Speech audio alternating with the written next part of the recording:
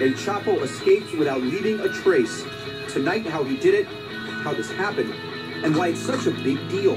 He is without a doubt the most powerful drug lord in the world, not just in Mexico. His story is truly incredible. He has been detained twice, and he has escaped twice. The first time, he escaped from prison dressed as a woman. No one seemed to notice. The second time, this past weekend, he escaped in a mile-long tunnel that took months to excavate. And again, no one noticed anything strange. It's a story of government incompetence and corruption in front of an evil mind.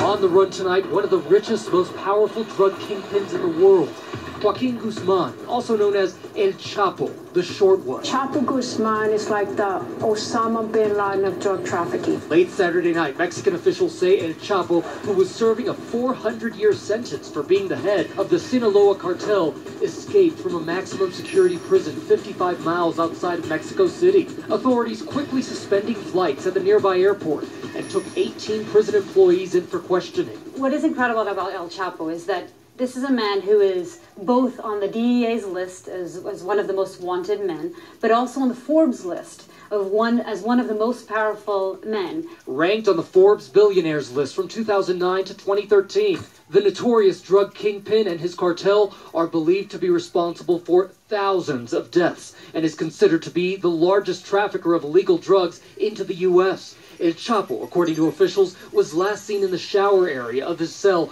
around 8:50 p.m. Under that shower, a dugout hole just 20 inches by 20 inches wide. Authorities finding a ladder they believe he used to drop himself 30 feet below ground, winding his way through an elaborate mile-long tunnel. The passage, about as tall as El Chapo himself, 5 feet 6 inches, well lit and fully ventilated with PVC piping. The passage even outfitted with a motorcycle that rode on a track. This is a man that is known for building tunnels, for having a team of engineers and miners, some of the best in Mexico, who are there just to build these tunnels. The sophisticated tunnel led to a nearby construction site, a house half-built and today heavily guarded, surrounded by cornfields. And this is where you can really see the audacity of this plan. That's the prison right there, and right over here, in the prison's own backyard, that's the house where El Chapo emerged from, then disappeared. This is the hole they believe he escaped from.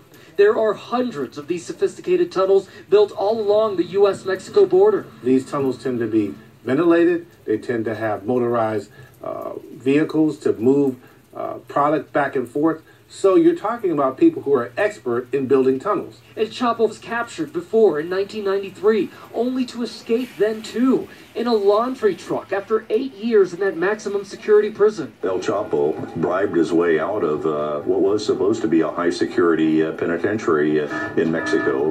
For over a decade, he evaded capture until February 2014, when police finally caught up with him at a hotel. Breakfast still on the stove. The man of lore brought in by Mexican authorities and U.S. law enforcement. It took the intelligence service of two nations to corner El Chapo. This arrest was monumental, and it certainly showed the resolve of the Mexican government and the Peña Nieto administration to attack and destroy the major cartel. The president of Mexico took a very public victory lap, saying the capture of one of the biggest narco-traffickers in the world shows the effectiveness of the Mexican state. But tonight, victory has turned to defeat. When they captured him in February of 2014, U.S. government officials expressed a desire to have him sent back to the United States right then and there because they were concerned about corruption in the prison system in Mexico. The American authorities wanted to extradite him immediately. Still, to many in Mexico, he is considered a folk anti-hero and in many circles, idolized. Over the years, he managed to find his way into imaginations all over, even into the hero-worshipping lyrics of rapper Gucci Mane. All I wanna be is El Chapo, $3 billion in pesos. All I wanna be is El Chapo, and when I meet him, I'ma tell him bravo.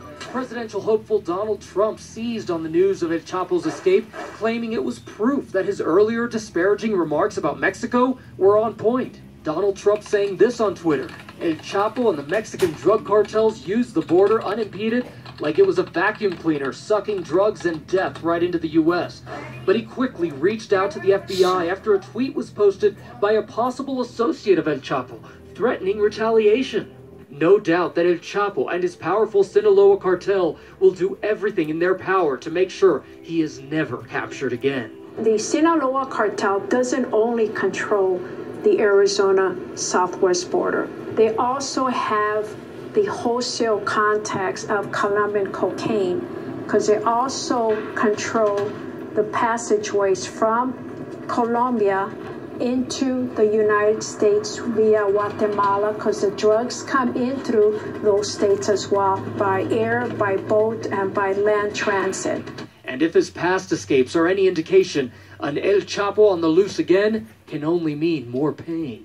Thousands of deaths from overdoses, murders, both in Mexico and the United States, assigned to his Sinaloa cartel. On both sides of the border. There is not, right now, a more significant, powerful trafficker than Chapo.